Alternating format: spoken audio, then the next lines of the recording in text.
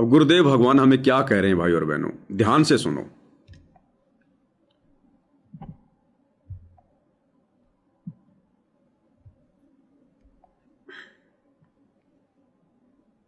Grieve संगी सुदामा संत थे, दारिद्र का दरिया है।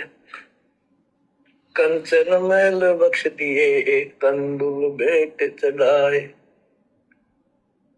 कंचन महल बख्श दिए, तंदुल भेंट चढ़ाए।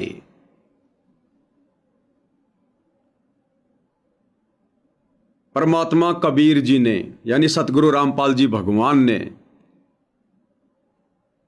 उस अंतर्यामी को सब कुछ पता था कि सुदामा किस हाल में जी रहा है, किस हाल में रह रहा है। सुदामा ने या उसकी पत्नी ने द्वारिका में आने की कभी सोची भी नहीं होगी। उससे पहले भगवान को इन बातों का पता था कि सुदामा की क्या हालत है, कितना गरीब है। उन्होंने कभी याद क्यों नहीं किया? अरे वो तो राजा थे। गुरुदेव भगवान श्री कृष्ण जी में ये प्रेरणा कर देते। श्री कृष्ण जी अपने सैनिक भेजकर अपने मित्र की खैर खबर लगवा लेता कि मित्र के क्या हालचाल हैं। दिमाग में भी क्यों नहीं आने दी श्री कृष्ण जी के दिमाग में भी। और क्यों नहीं भगवान ने पहले कोई मदद करी? क्या पहले वो भगवान की आत्मा नहीं थी? क्या पहले वो श्री कृष्ण जी का मित्र नहीं था? लेकिन उनका विधान, भक्ति विधान, आज आप और हमें शिक्षा दे रहे हैं परमात्मा। उस सुदामा की कबीर भगवान सतगुरु रामपाल जी ने श्री कृष्ण रूप में उस समय तक मदद नहीं की जब तक उन्होंने सुदामा जी से अपने आप को भोग नहीं लगवा लिया। जब तक वो 3 मुट्ठी चावल कबीर भगवान सतगुरु रामपाल जी ने श्री कृष्ण जी के रूप में सुदामा जी से भोग नहीं लगवा लिया,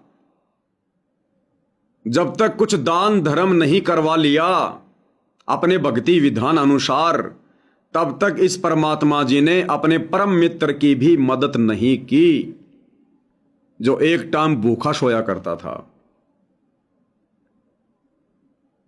अब विचार करो, आज भगवान बदल जाएगा या भगवान का संविधान बदल जाएगा? भगवान हमेशा वही है, उसका विधान भी वही है। आज ये अन्नपूर्णा मुहिम के तहत जिन लोगों के मकान बनाए जा रहे हैं, क्या वो नाम उपदेशी हैं? क्या उन्होंने उपदेश ले लिया? नहीं। क्या उन्होंने ज्योति करवाई? नहीं। क्या उन्होंने पाठ करवाया? नहीं। जब नाम ही नहीं लिया तो उसका दान कैसे स्वीकार होगा? क्या उन्होंने घर पर अपने भगवान को भोग लगाया? नहीं। फिर इनके मकान क्यों बनाए जा रहे हैं भाई? श्री कृष्ण और सुदामा की यह कथा सुनाकर परमात्मा हमें यह समझाना चाह रहे हैं कि यहां के जो 3 लोक के भगवान हैं उनका भी यह विधान है। अरे खेल चाहे डिस्ट्रिक्ट लेवल का हो, चाहे स्टेट लेवल का, चाहे नेशनल का, चाहे इंटरनेशनल का, खेल चाहे किसी भी लेवल पर हो, नियम और मर्यादा एक जैसी हैं। तो गुरुदेव भगवान ने श्री कृष्ण और सुदामा की कथा के माध्यम से हमें यह समझाना चाहा है कि भक्ति चाहे 3 लोक की हो या चाहे शतलोक की हो, जब तक आप अपने भगवान को भोग नहीं लगा दोगे, कुछ दान धर्म नहीं कर दोगे, जब तक आप उनकी शरण में नहीं आ जाओगे, वो आप पे रजा नहीं बख्शेगा। अर्थात श्री कृष्ण जी ने भी अपने परम मित्र के ऊपर उस समय तक रजा नहीं बख्शी, उसका महल नहीं बनवाया, उसके घर में राशन नहीं डलवाया, जब तक उसने भोग नहीं लगा लिया, जब तक कुछ दान धर्म नहीं किया। अभी अन्नपूर्णा मुहिम के तहत जिन लोगों के मकान बनाए जा रहे हैं, ये कहकर कि सुदामा के महल, सुदामा के महल, क्या उन नकली सुदामाओं ने संत रामपाल जी से नाम ले लिया? क्या नकली सुदामाओं ने दान धर्म किया? वो तो काल पूजा करते हैं। कोई बीड़ी पीता है, सिगरेट पीता है, हुक्का पीता है, तमाकू पीता है, आन उपासना करता है, भक्ति के निकट भी नहीं है। आज उनके महल भगवान कैसे बनवा देगा, कैसे अन्नपूर्णा मुहिम शुरू करवा देगा? क्या उससे पहले भगवान अपने उन भक्तों की सुध नहीं लेगा जिन्होंने नाम भी ले रखा है, ज्योति पाठ भी करवा रहे हैं, उनकी आरती भी कर रहे हैं और बेचारे झोपड़ी में रह रहे हैं, बरसात में टपक रही है। आज सतगुरु रामपाल जी भगवान के 70% जो भगत हैं वो गरीब हैं, बेचारे टाइम पास कर रहे हैं। हरियाणा में जिन लोगों के मकान बनाए जा रहे हैं उनसे भी ज्यादा गरीबी वाली हालत संत रामपाल जी के 70% भक्तों की है। तो ये भगवान पहले अपने भक्तों के मकान बनवाएगा या उन जगत वालों के मकान बनवाएगा? इसलिए ये जो अन्नपूर्णा मुहिम है ये सतगुरु रामपाल जी के द्वारा चलाई गई नहीं है। ये भक्तों की मर्यादा तुड़वाने के लिए इस काल के द्वारा सतगुरु रामपाल जी के कलयुगी परिवार में प्रेरणा करके चलवाई गई है। कुछ सतगुरु रामपाल जी के कलयुगी परिवार के राजनीतिक स्वार्थ हैं, इन्हें भक्ति में तो आनंद आता नहीं, इन्होंने तो राजनीति करनी है, बकवाद करनी है। ये सब कुछ काल प्रेरणा से।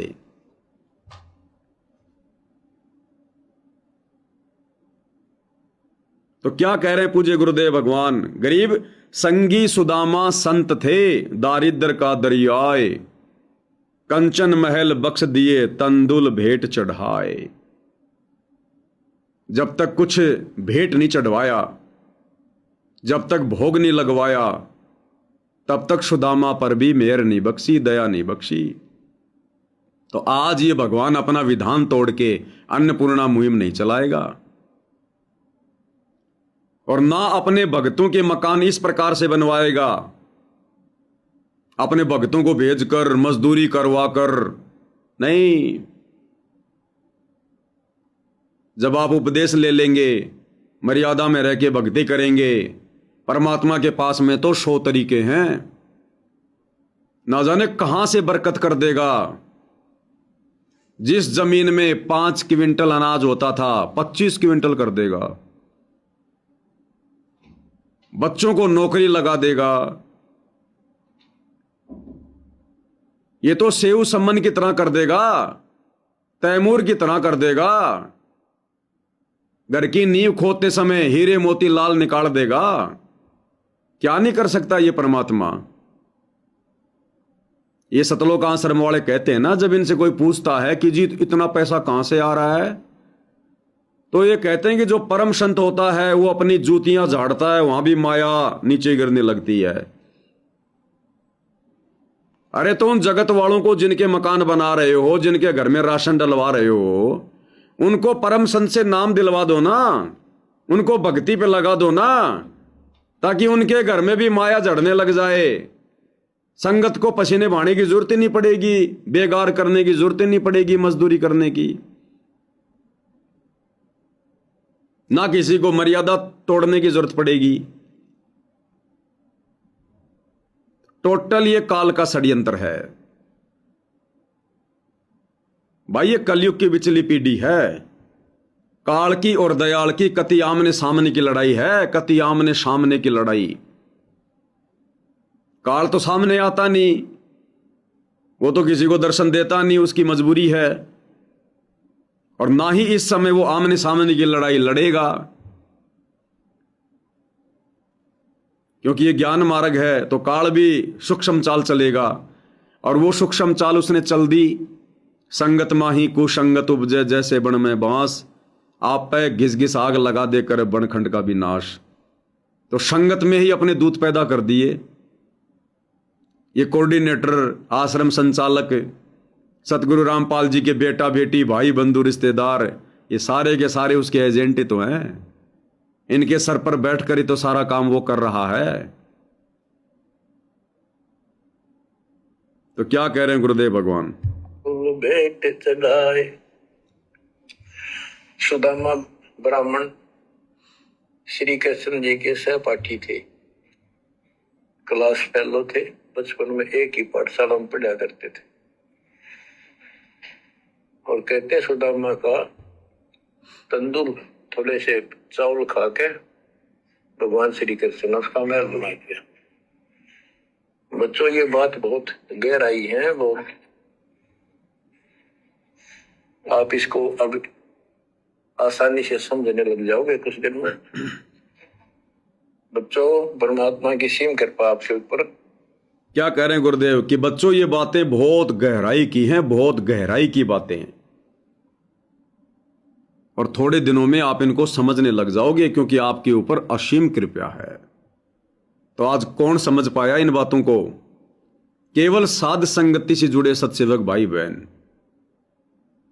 अगर ये सतलोक आश्रम वाले समझ जाते, गुरु का परिवार समझ जाता, तो अन्नपूर्णा मुहिम शुरू करता क्या? क्या भगवान का विधान तोड़ते क्या ये लोग? क्या इस प्रकार से भगवान लोगों की मदद करता है? फिर तो भक्ति इतिहास फैल हो गया। फिर क्यों उसने सुदामा के 3 मुट्ठी चावल खाए? वैसे बना देता।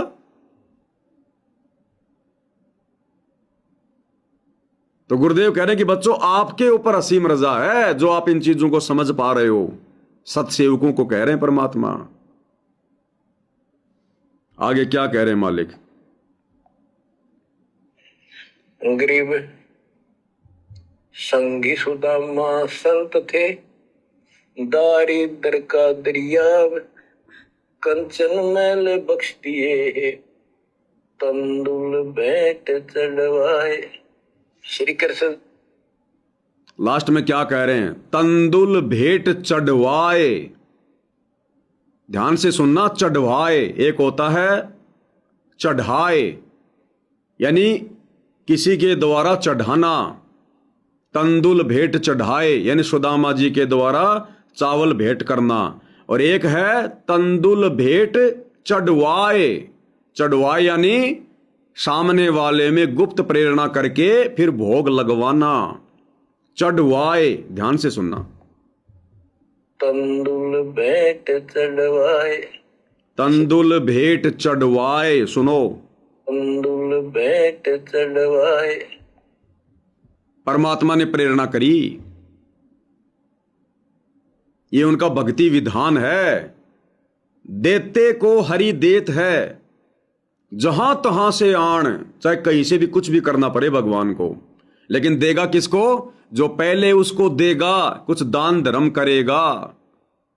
देते को हरि देत है, जहां तहां से आण। अरे आप और हम भगत भाई लाखों की संख्या में, हम सब की हालत ऐसी थी। क्या आज से पहले हम अपने गुरु की नजरों में नहीं थे क्या? क्या आज से पहले हमारे गुरुदेव भगवान को हमारी गरीबी का नहीं पता था क्या? आज से पहले क्यों नहीं दिया? अपनी शरण में लेकर कुछ दान धर्म करवा कर फिर परमात्मा ने धीरे धीरे हमें क्यों ठीक ठाक किया? क्या पहले नहीं पता था भगवान को कि मेरी आत्मा किस हाल में जी रही है? लेकिन उन्होंने क्या किया?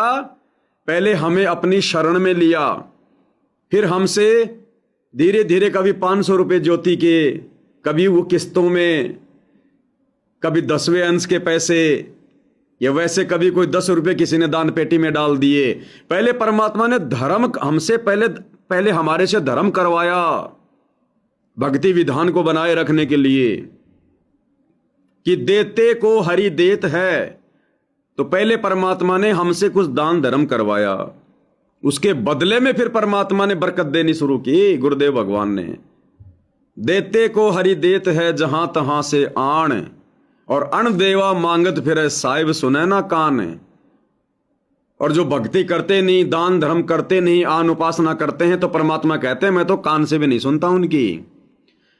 फिर इन गांव वालों की कौन सुन रहा है? जिनके मकान बनाए जा रहे हैं, जो भक्ति के निकट नहीं है, इनकी काल सुन रहा है, काल। सतगुरु नहीं सुन रहा, सतगुरु का विधान अलग है। ये भक्तों के कर्म फुड़वाए जा रहे हैं जबरदस्ती इस परीक्षा के समय में, परमात्मा का विधान तोड़वा कर।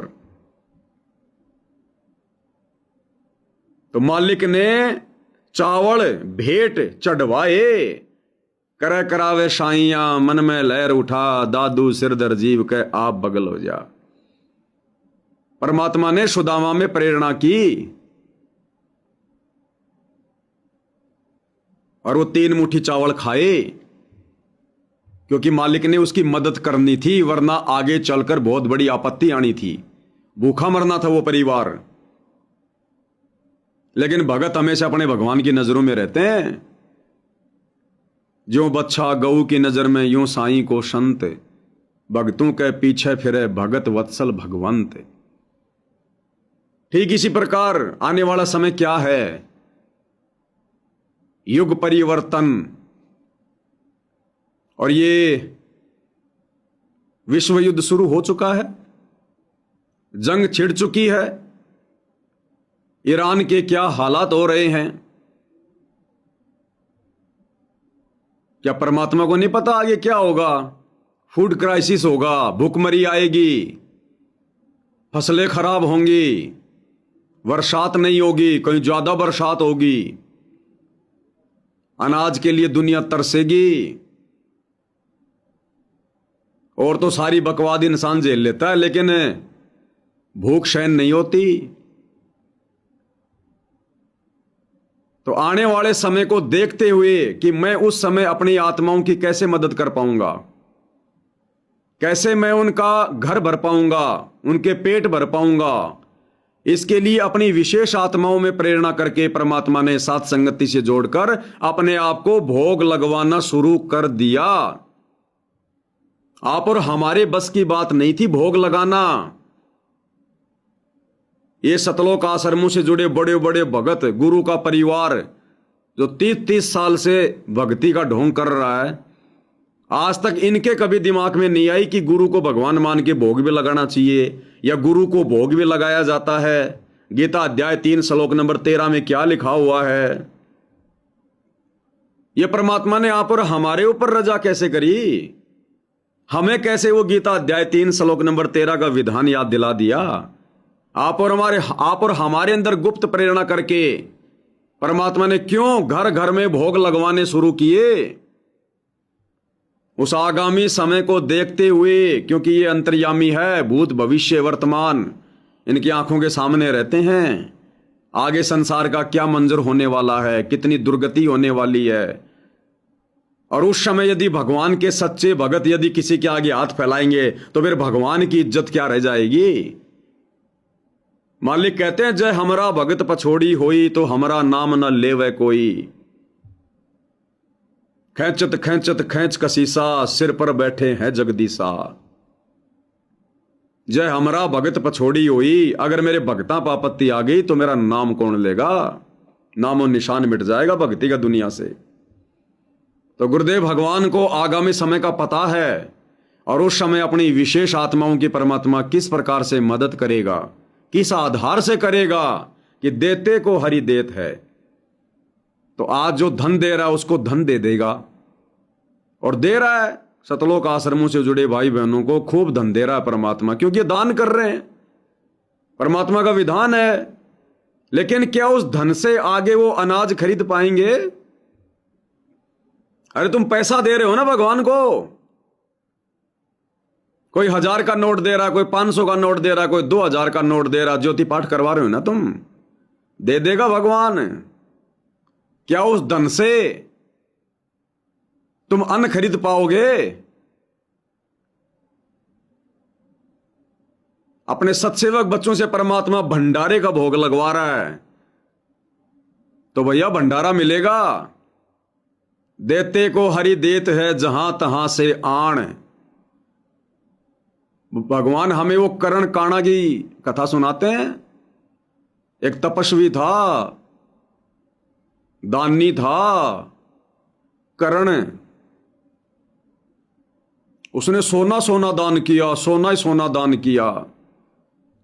और जब धर्मराज के पार्षद उसको लेने आए, उनके साथ वो चला। रास्ते में उस कर्ण को भूख लगी, उसने पार्षदों से भोजन मांगा। पार्षदों ने उसे एक सोने के पहाड़ के पास ले जाके खड़ा कर दिया। बोला भैया खा ले। बोला मुझे तो भूख लग रही है, भोजन दो। बोले भैया ये परमात्मा का विधान है, जो तूने दान में दिया वही तो देंगे तेरे को।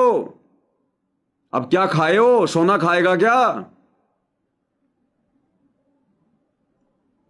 तो जो भगत भगवान को धन दे रहे हैं ना पहचान के, दे देगा भैया धन, परमात्मा बरकत दे देगा, धंधे में दे देगा, कहीं से भी दे देगा, तेरा बेटा नौकरी लगा देगा, कुछ भी कर देगा।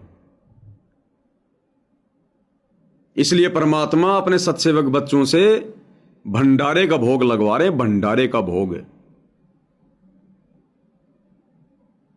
ये विधान है भगवान का। तंदुल भेंट चढ़वाए, सुदामा में प्रेरणा करके परमात्मा ने वो भेंट चढ़वाई, उसके बदले में फिर उसको धन धान्य से परिपूर्ण किया। क्या कह रहे हैं मालिक? ये तंदुल भेंट चढ़वाए, श्री कृष्ण जी के साथी थे, सहपाठी थे सुदामा जी, और बहुत निर्धन थे। कई बार तो समय पर भोजन भी भूखे रह, बच्चे भूखे रह जाते थे। उसकी पत्नी कहती थी कि आप श्री कृष्ण जी को अपना साथी बताते हो, सहपाठी बताते हो, आप तो राजा बन गए हैं, आप कुछ मांग लाओ। उस समय उनको कोई भगवान विशेष नहीं मानते थे, राजा मानते थे। सुदामा जी कहते थे कि भगतमती, ब्राह्मण का काम मांगन का नहीं, और मैंने पिछले जन्म में कोई दान नहीं कर रखा, इसलिए मेरी यह दशा होगी। उसके बार बार कहने से, बच्चों ये कोई भी है पिछले जन्म के परमात्मा, बंदी छोड़ के हंस है, और बेशक दुखी होते हैं तो वही आकर मदद करता। एक सती थी, ऐसी बीत गई थी कि सारे बच्चे रो रहे थे, खाने को कुछ था नहीं, 2 दिन भूखा हो गया, स्वयं भी बच्चों को थोड़ा बहुत खिलाया, वो रो रहे थे। 4 बच्चे बताते हैं, 4 बच्चे थे। तो परमात्मा ने ऐसी दया करी, किसी सेठ का रूप बनाया और बहुत सारा सामान रख कर चला गया, और सुदामा चल पड़ा। जब कति अंत आ लिया, जब चल पड़ा श्री कृष्ण जी से मिलने, तो इतना दृढ़ थे वो परमात्मा के प्रति, इतने नेक आत्मा के थे। सुदामा जी द्वारका के पास पहुंच गए। अब ये कहानी जो दास बताता है, सारी ऊट पटांग और झूठ सी लगती है, पर सारी सच्ची। क्या कह रहे गुरुदेव कि ये कहानियां जो दास बता रहा है ना, ये सारी ऊट पटांग सी लगती हैं, क्योंकि लोगों ने पहले सुनी नहीं, सुनी तो केवल लोकवेद के आधार से। महिमा श्री कृष्ण जी की कर दी गई बढ़ा चढ़ा के, हकीकत कोई जानता नहीं था। अब गुरुदेव हकीकत बता रहे हैं कि वो श्री कृष्ण था या उसके रूप में खुद परमात्मा थे।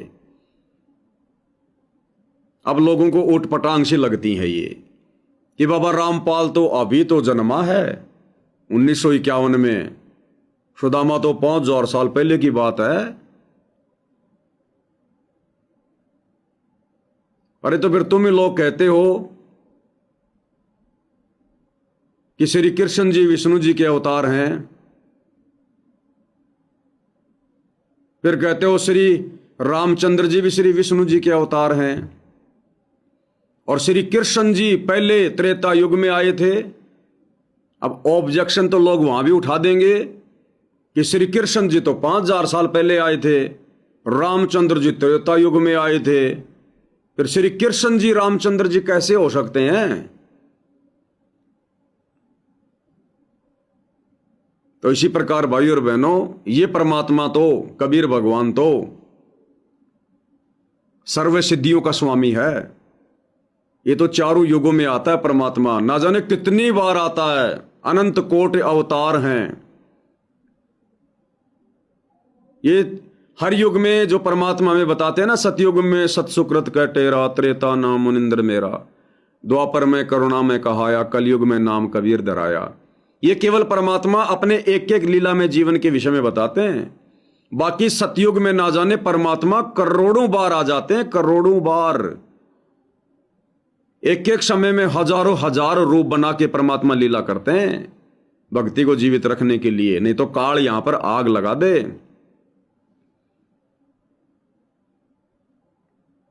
तो ये तो मालिक की मौज, इनकी मर्जी।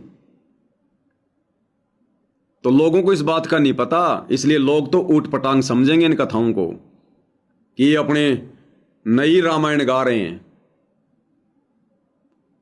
कि श्री कृष्ण जी के रूप में कबीर जी थे।